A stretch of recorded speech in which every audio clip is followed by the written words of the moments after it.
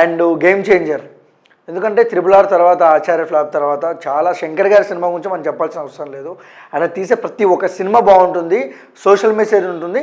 కానీ ఈ సినిమాలో దాదాపు 1000 మందితో ఒక ఫైట్ ఉంది అంటున్నారు గేమ్ చేంజర్లో.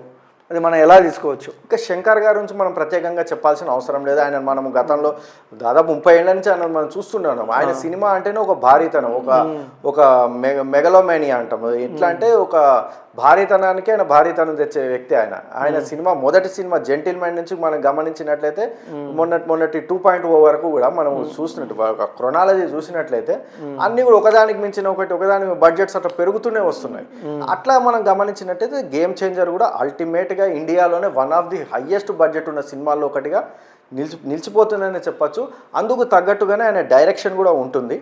మన గతంలో వచ్చినట్టు అపరిచితుడు కావచ్చు, అపరిచితుల్లో కూడా ఇట్లాంటి ఫైట్స్ ఆయన పెట్టాడు. ఆయన గతంలో మనం అపరిచితుడు, ఇంటర్వెల్ బ్యాంగ్లో వచ్చిన శివాజీలో కావచ్చు, అదేవిధంగా రోబోలో కావచ్చు. రోబోలో క్లైమాక్స్ అయితే నభూతో నా భవిష్యత్తు అన్న రేంజ్లో ఉంటుంది ఫైటింగ్ కూడా.